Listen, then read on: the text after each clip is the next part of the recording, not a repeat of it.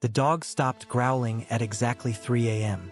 Not slowly, not winding down, just stopped, like something had answered it. David had his rifle up, heart slamming, eyes on the cave mouth, scanning nothing but moonlit desert and dead silence. No enemy, no movement, nothing that should have made a trained patrol dog go that quiet that fast. Frank hadn't moved from his sleeping position, but his eyes were open and his hand was on his weapon. That's the kind of soldier Frank was. They looked at each other across the dying fire and neither said a word.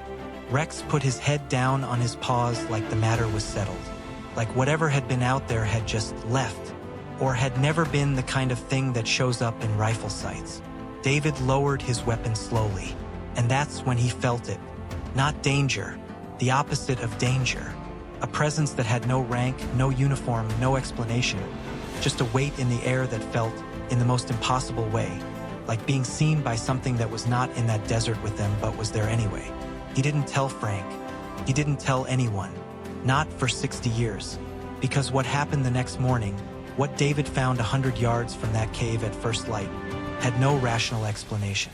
And he needed time to understand what had been watching over them before he could find the words to say it out loud. It was November 1942, and the North African campaign had just collapsed under them like rotten floorboards.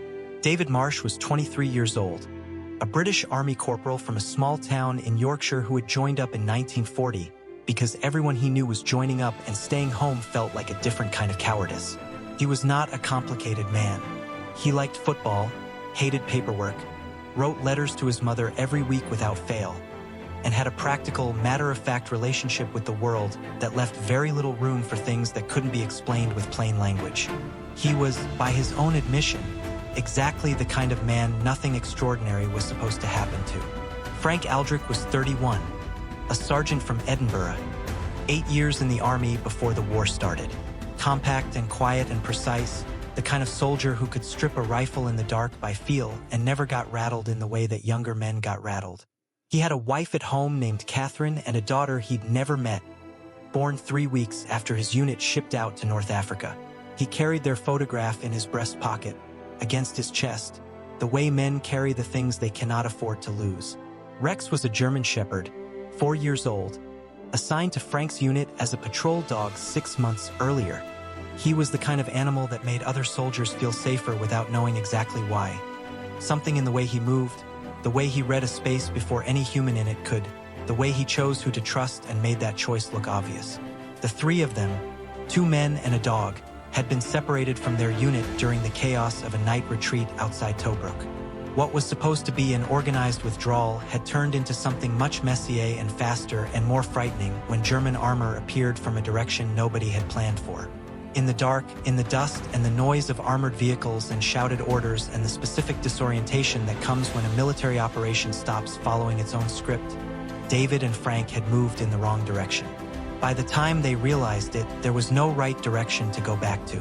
They walked south, away from the coastal roads where German patrols would be heaviest, into the interior, into the Libyan desert.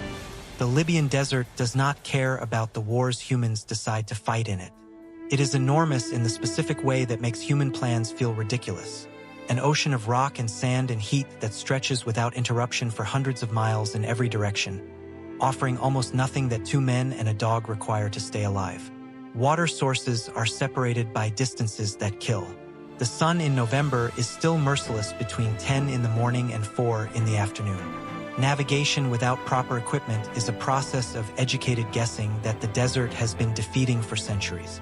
They had 2 rifles, 60 rounds between them, 2 canteens that were already a third empty, a small pack of rations designed to last 1 man 3 days, a compass that David had kept, and Frank's photograph of Catherine and the daughter he hadn't met. They did not have a map. The map had been in the vehicle. The first day was manageable. They moved fast in the cool of early morning, rested through the worst of the heat under whatever rock shadow they could find, moved again in the afternoon. Rex stayed close to Frank, reading the ground ahead of them with the specific patience of an animal who understands that the desert requires a different kind of attention than the landscapes where he was trained. By day 2, the water math had become very clear and very unpleasant. Two men in desert conditions require roughly 4 liters of water each per day to function. They had perhaps 5 liters between them and no visible source of more. The calculation had one answer and neither of them said it out loud. They have their ration that morning, wordlessly, by mutual understanding. Frank poured some of his share into a shallow depression in the rock for Rex. David watched him do it and said nothing. The landscape around them was beautiful in the way that indifferent things are sometimes beautiful. Vast red-orange rock formations, dunes that caught the light at angles that looked painted. A sky so clear it seemed closer than sky had any right to be. David found himself thinking, in the specific way exhaustion allows thoughts that normally don't fit through, that if this was going to be where he died, he could have chosen worse places to look at on the way out. He immediately told that thought to get out. On day 3, the heat caught Frank. It came on fast, the way heat exhaustion does in the desert when you've been pushing past what the body can sustain for 2 days running. Frank started moving slower, then slower. His responses to David's questions came slightly delayed. The words right, but the timing off. David recognized it the way soldiers recognize things, not from medical training but from watching it happen to other men. He got Frank into the shade of a rock formation, made him drink the last of his canteen, poured the remaining water between himself and Rex to be rationed through the rest of the day. Frank's photograph had come out of his pocket at some point. He was holding it while he rested, not looking at David, not looking at the desert.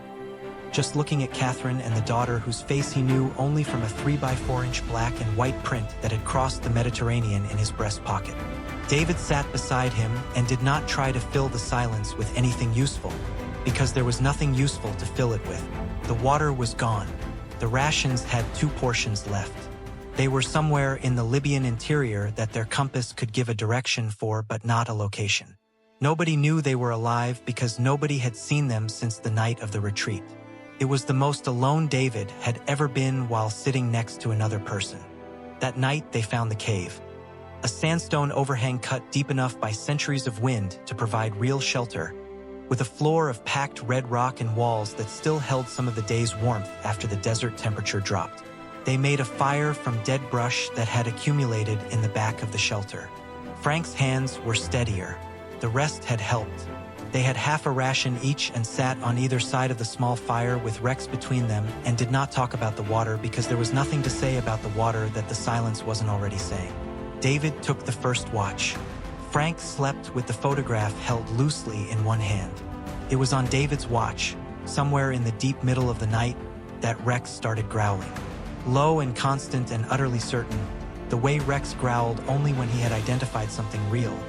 Not anxious, not reactive, but the specific sound of an animal that has made a determination and is communicating it without ambiguity. David was on his feet with the rifle before he was fully conscious of standing.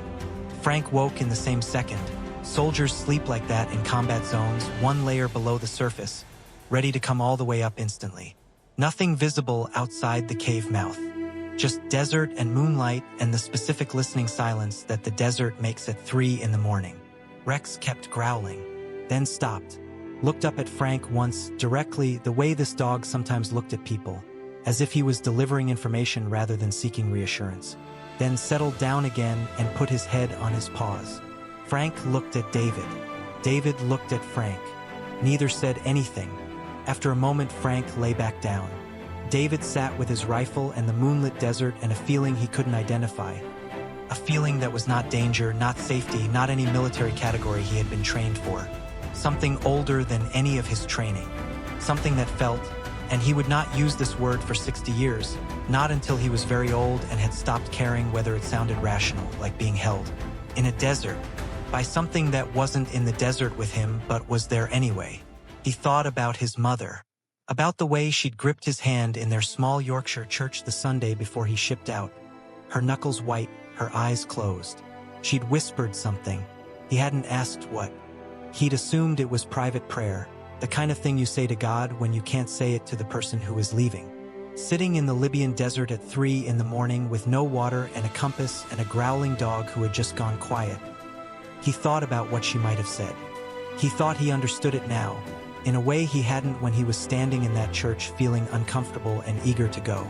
He found them in a desert land, in a howling waste of wilderness. He encircled them, cared for them, kept them as the apple of his eye. He didn't know where those words came from. He hadn't read that passage. He couldn't have placed it in any book he'd consciously opened.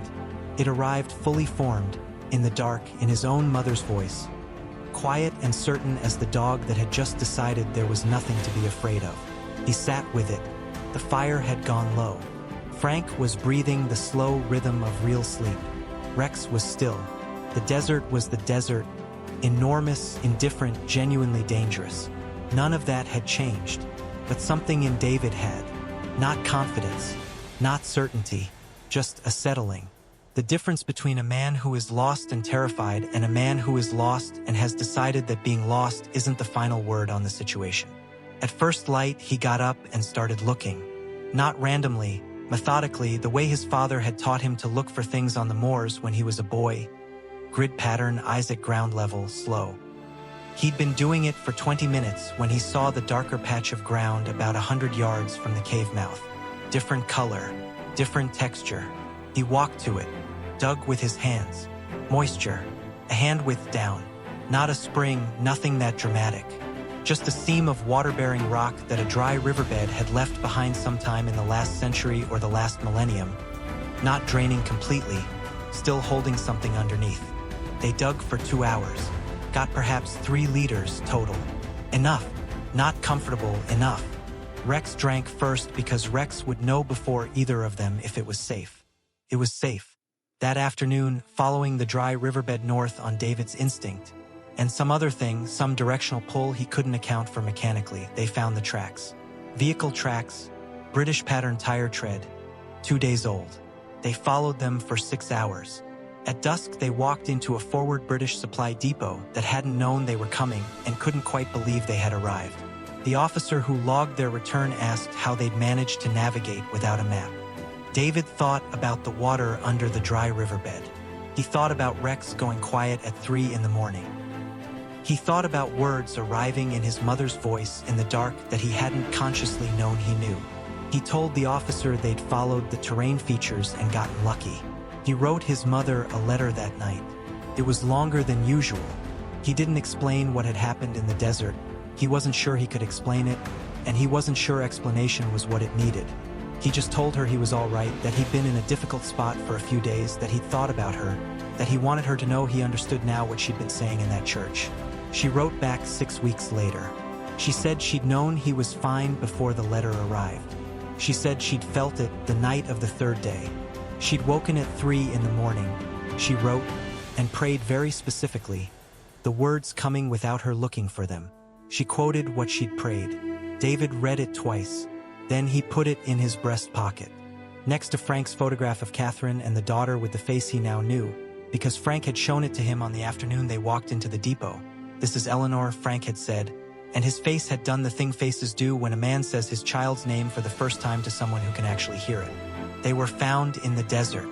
Both of them knew afterward what they'd been found by. Neither of them felt the need to argue about it. Some things confirmed themselves so completely that argument would just be noise.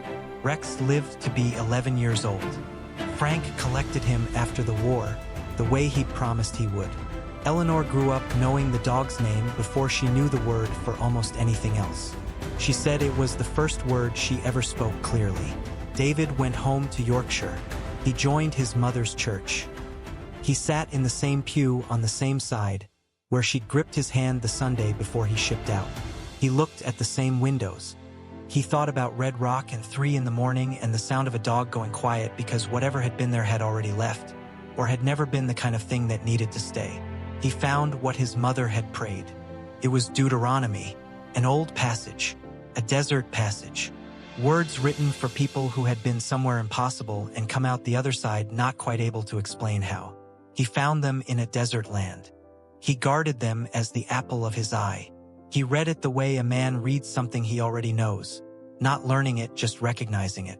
The way you recognize a place you've been in the dark when you finally see it in the light.